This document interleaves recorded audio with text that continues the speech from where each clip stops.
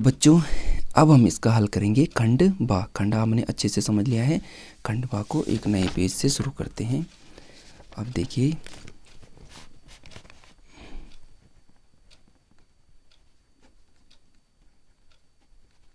खंड बा, इसमें जो क्वेश्चन है वो कितने मार्क्स का है? 2 मार्क्स का है ईच क्वेश्चन, ठीक है, प्रत्येक क्वेश्चन 2 नंबर का है। चलिए देखते हैं इसमें पहला क्वेश्चन क्या कह रहा है कि 1/√2 में हर का परमीकरण कीजिए। हर का परमीकरण, देखिए भाई, देखिए प्रश्न को मतलब समझो पहले। ये कहना क्या चाह रहा है, देखिए भाई, जब तक हमें किसी काम का उद्देश्य पता नहीं हो ना, मैं कर क्यों रहा हूँ, तो वो काम कभी सक्सेस नहीं हो सकता। ये क्या कह रहा है कि 1/√2 में हर का परमीकरण कीजिए। इसका मेन मकसद क्या है? हर को परमेय करना, अर्थात ये कह रहा है कि तुम्हारे अंश में जो मर्जी वो आए, अंश में तुम्हारा परमेय आए अपरमेय आए मुझे फ़र्क नहीं पड़ता, लेकिन जो इसका हर होगा ना, जो नीचे होगा, वो क्या होना चाहिए? वो एक शुद्ध परमेय संख्या होनी चाहिए, नीचे अपरमेय ना हो। मतलब हमें जो ये √2 है ना, ये नीचे से हटाना है, √2 को नीचे से हटाना, अंडर रूट संख्या को नीचे से हटाना। अब ऐसा करते हैं, इसमें तो हम इसी को हल करते हैं। इसके साथ साथ इसमें ना इसी से पूछा गया है ये वाला क्वेश्चन, देखो जो मैंने अभी दिखाया था आपको पेपर, 30वां क्वेश्चन इसमें ये भी पूछा गया है ना, इसमें भी बोल रहा है कि हर का परमीकरण करना है, ठीक है। तो हर से हमें परमेय संख्याओं को हटाना है, तो पहले हम उसको कर लेते हैं, इसको हम लास्ट में करेंगे। उससे क्या होगा, एक करेंगे तो उसमें हमारा रिकॉल हो जाएगा, दोबारा से हमें एक हमारे रिविजन हो जाएगा। तो चलिए पहले इसी को करते हैं। क्वेश्चन नंबर 11 क्या कह रहा है कि 1/√2 के हर का परमीकरण, ठीक। हमेशा याद रखना, बहुत आसान है। जब भी हमें हर का परमीकरण करना होगा तो हर की बात कर रहा ना, ध्यान से समझो, हर की बात कर रहा तो फोकस करो हर पे। तो हर कितने? √2 है। क्या करो, जो ये √2 है ना, इसी का गुणा कर दो, इधर भी और इधर भी, सीधी सी बात है। क्या करेंगे हम यहाँ पे लिख सकते हैं,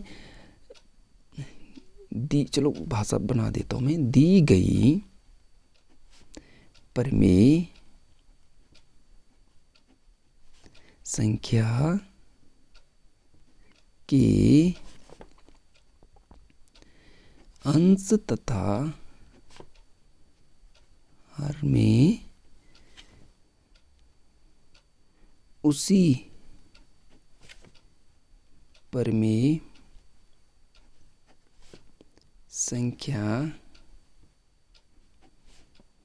के हर, जो कि कितना है, √2 का गुणा करने पर, ठीक है, गुणा करने पर।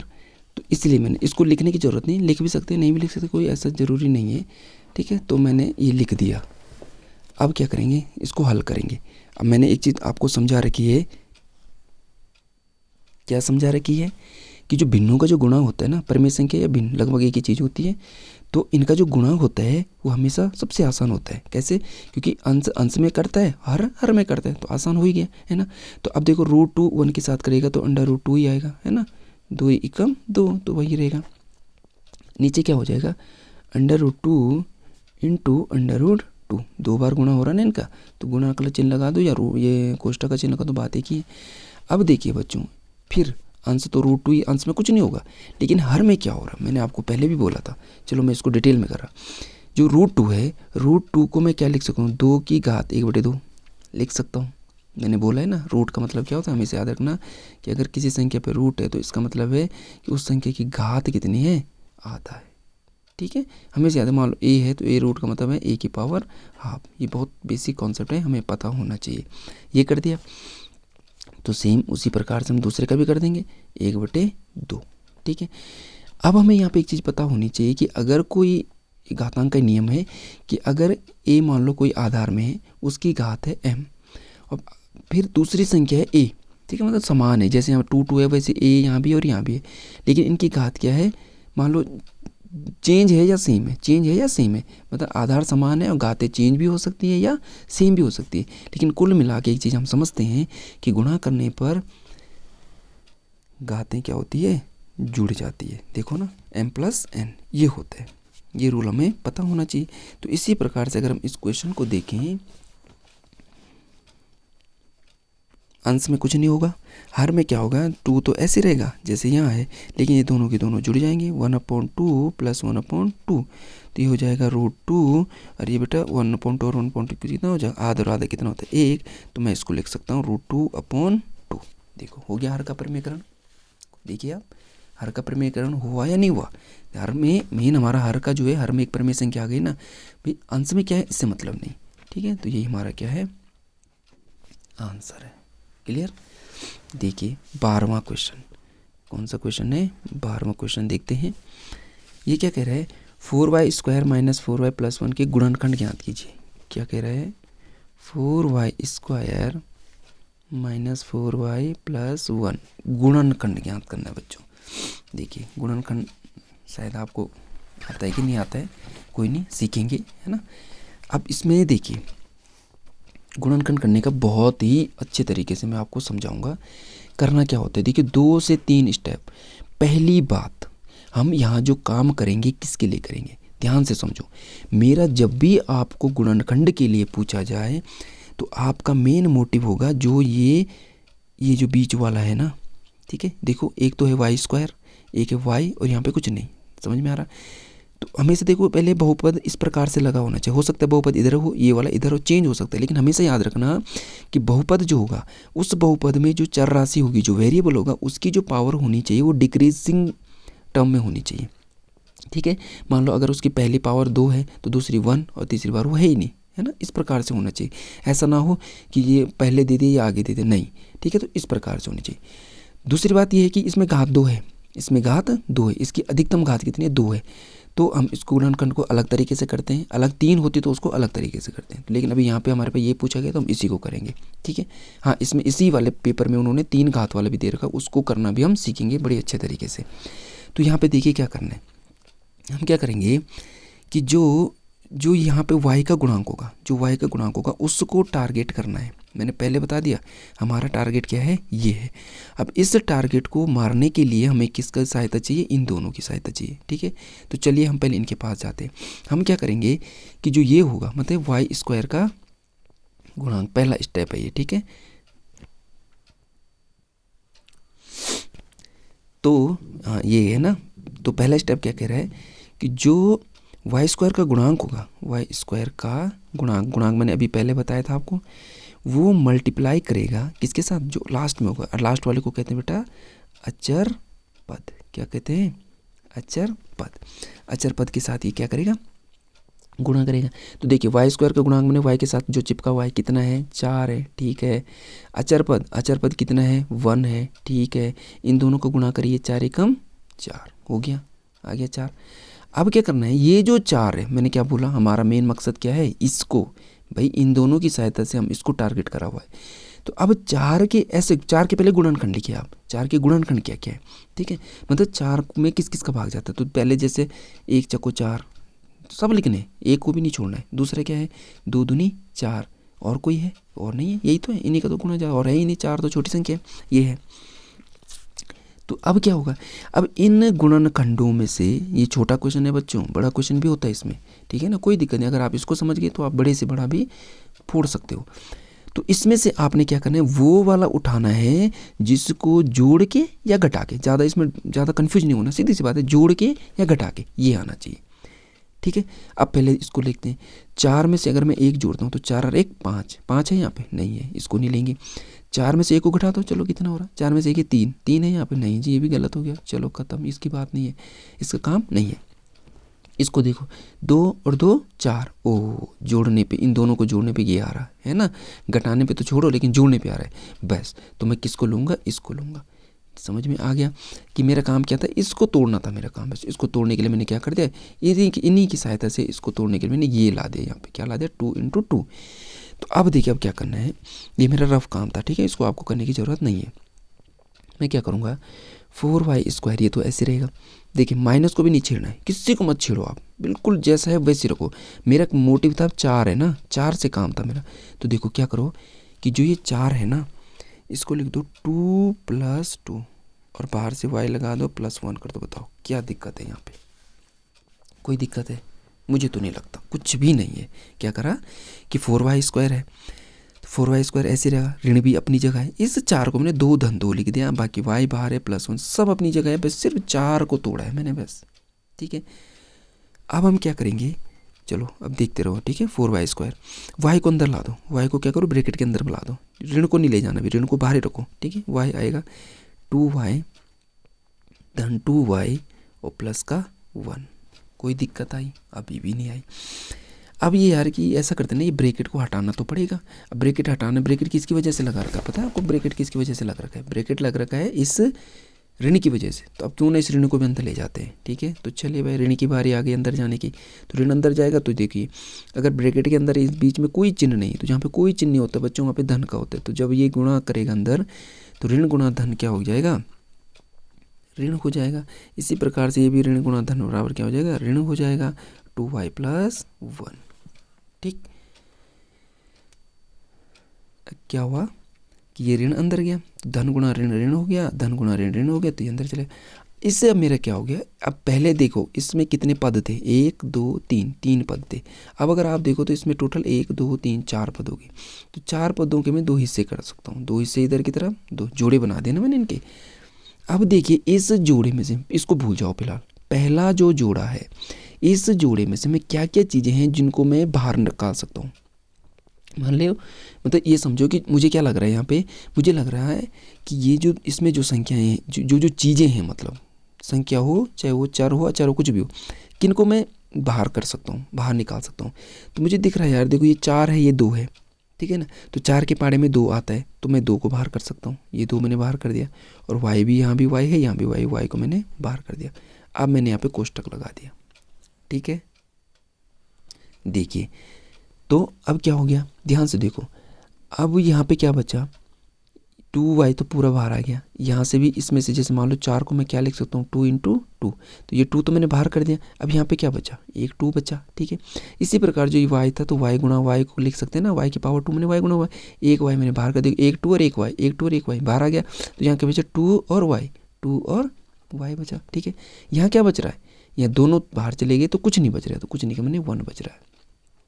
ठीक है, सेम यहाँ देखो, यहाँ कुछ आ रहा बाहर, यहाँ 1 है, यहाँ ना तो कुछ भी नहीं आ रहा बाहर, है ना।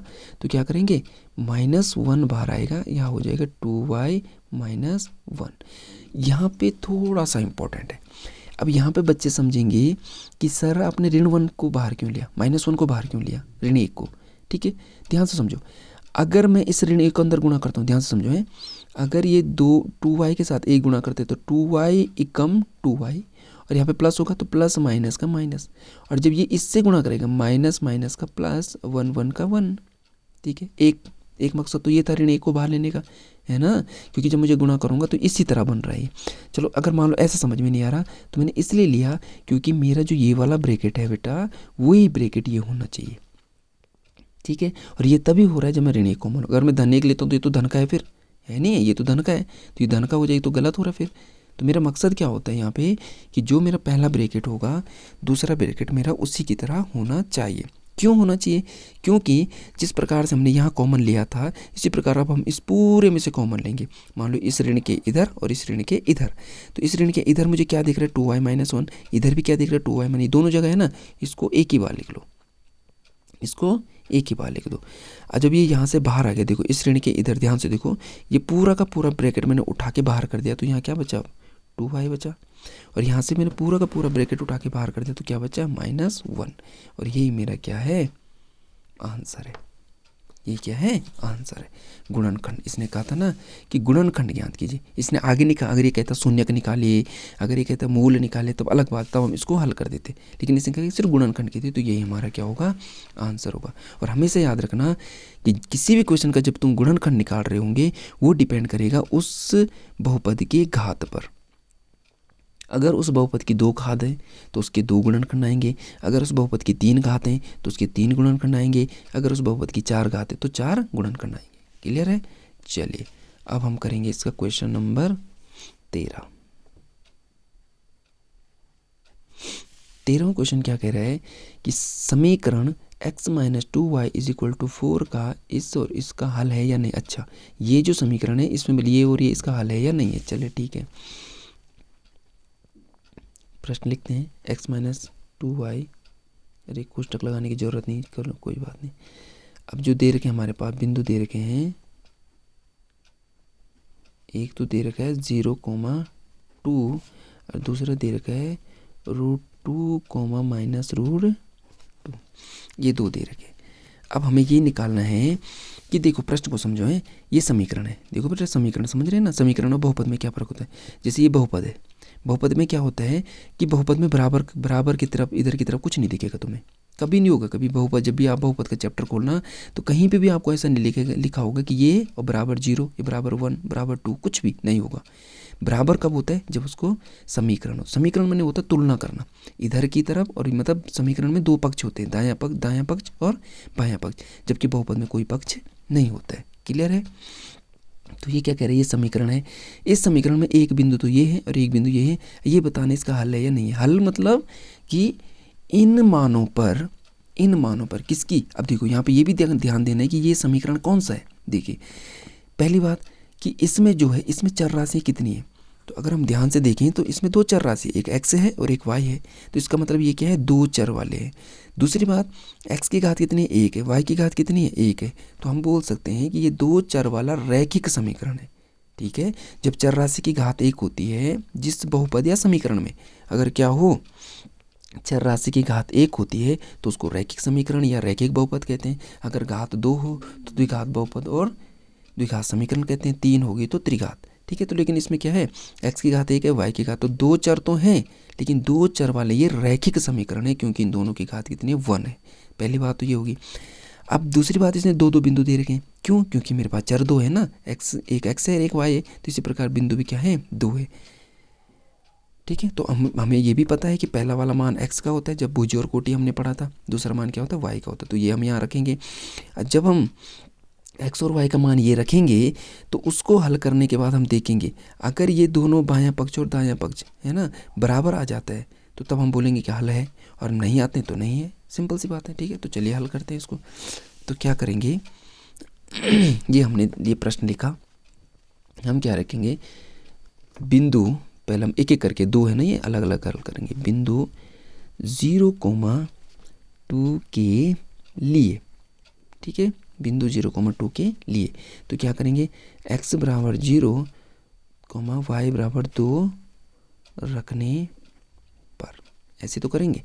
तो x देखिए, x की जगह क्या रखेंगे, 0 -2, y की जगह कितना आ जाएगा, y की जगह कितना आ जाएगा, 2 = 4। समझ में आया, ठीक है ना।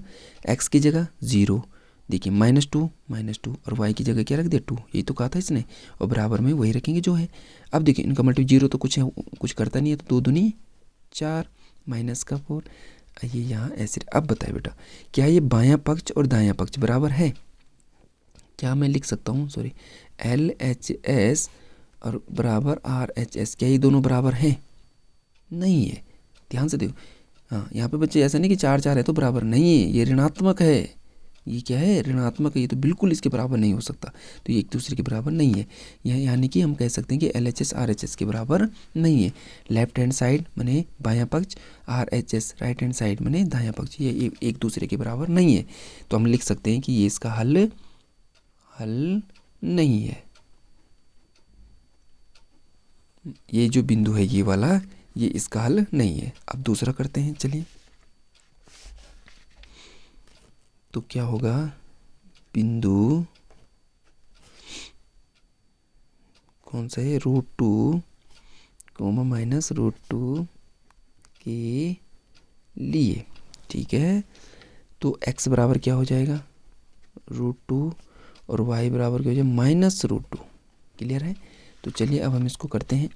तो रखेंगे हम उसमें, समीकरण क्या है, x - 2y = 4 है, तो x की जगह क्या रख देंगे, √2 - 2, y की जगह आ जाएगा -√2 = 4, ये हो जाएगा √2। ठीक है, अब ये मल्टीप्लाई किया तो माइनस माइनस का क्या हो जाएगा, प्लस हो जाएगा 2√2। ठीक है, बराबर 4। अब एक √2 ये है, एक √2 ये है, समझ में आया, ये समझो कि ये x है, इस √2 को क्या समझो, ये x है, तो एक x ये और 2x ये है, तो कितना हो जाएगा, 3√2 बराबर 4। क्या ये बराबर है, ये भी बराबर नहीं है, तो ये भी हल नहीं है। क्लियर है। आ गया होगा। तो दोनों ही जो इसके बिंदु थे, एक ये था और एक ये थे, दोनों पे इसका हल नहीं है। हल कब होता? जब ये बराबर होता। मान लो माइनस का नहीं होता, ये भी 4 ये भी 4, तब ये हल था। समझ में आ रहा होगा, ठीक है। अब इसमें देखिए 14वां क्वेश्चन क्या कह रहा है कि 5,4 0,4 -3,5 निर्देशांक, ये जो निर्देशांक है इनको कार्तीय तल में दिखाए। सबसे पहले तो हमें कार्तीय तल बनाना आना चाहिए। कार्तीय तल कैसे बनता है, चलिए देखते हैं।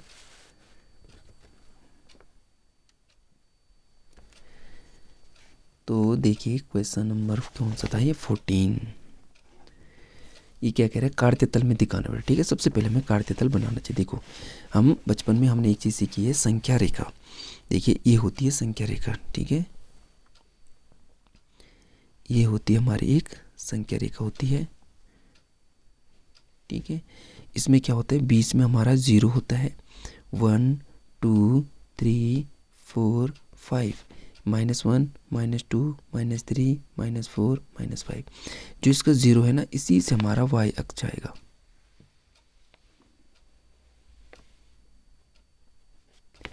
ये देखिए, तो इसमें भी होगा 1 2 3 4 5, यहाँ पे 0 ऐसे लिख दीजिए, ठीक है, -1 -2 -3 -4 -5 जो भी है, ठीक है, इनको लिख लेते हैं।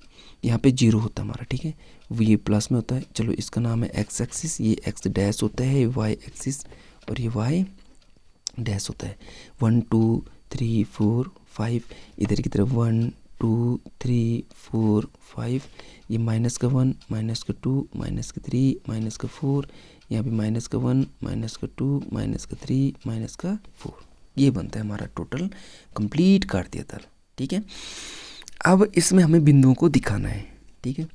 अब पहला बिंदु क्या क्या है, इसने जो बिंदु दे रखे हैं, देखिए एक तो है ये वाला 5,4 0,4 -3,5, 3 बिंदु दिखाने, ठीक है। चलिए पहला है 5,4।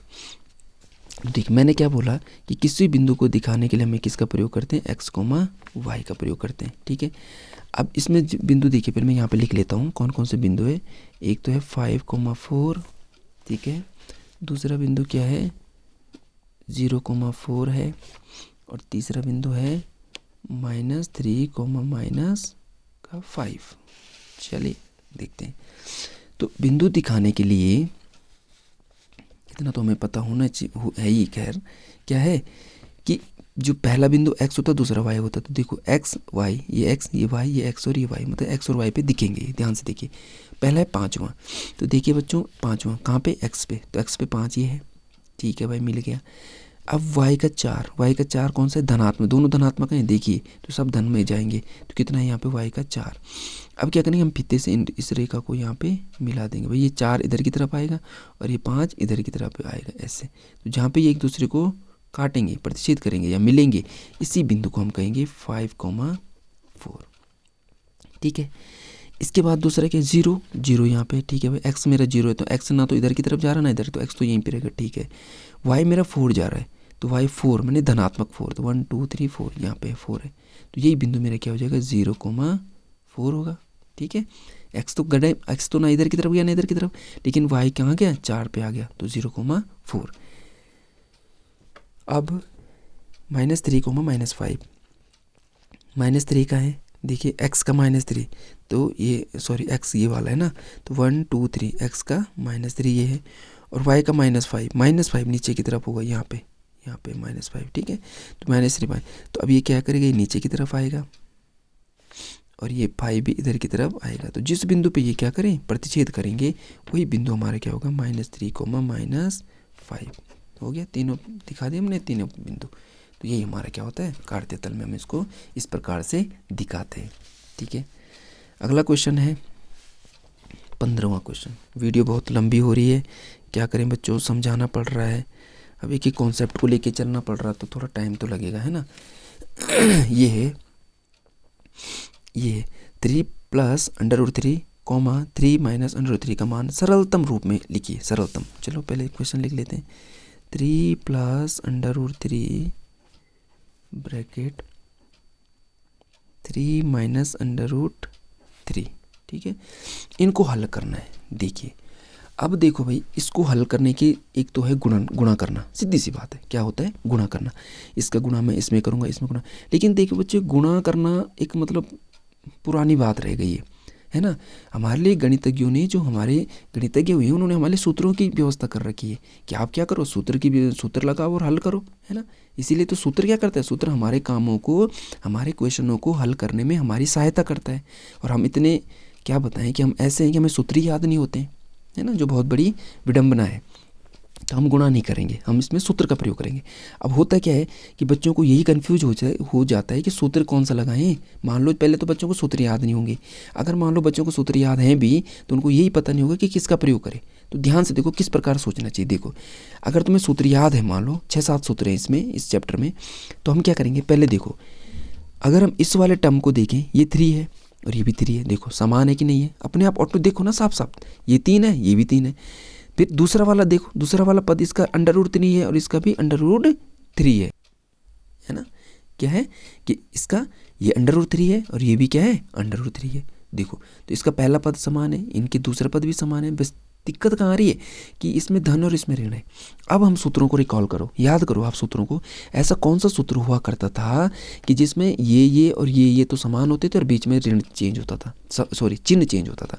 तो मुझे याद आया कि यार एक सूत्र हुआ करता था a+b, यहाँ पर मैं लिख दूंगा, चूँकि a+b इंटू a-b बराबर क्या होता है, a² - b²। बताए होता है कि नहीं होता है। अब ध्यान से देखो, a यहाँ भी ए, ये दोनों समान है तो यहाँ दोनों समान है, ये बी भी है, ये √3 है, यहाँ प्लस माइनस। बताइए क्या क्या दिक्कत है इसमें, मतलब क्या दिक्कत आ जाती है, कहाँ पे आपको प्रॉब्लम होती है। ये सूत्र लिख दिया।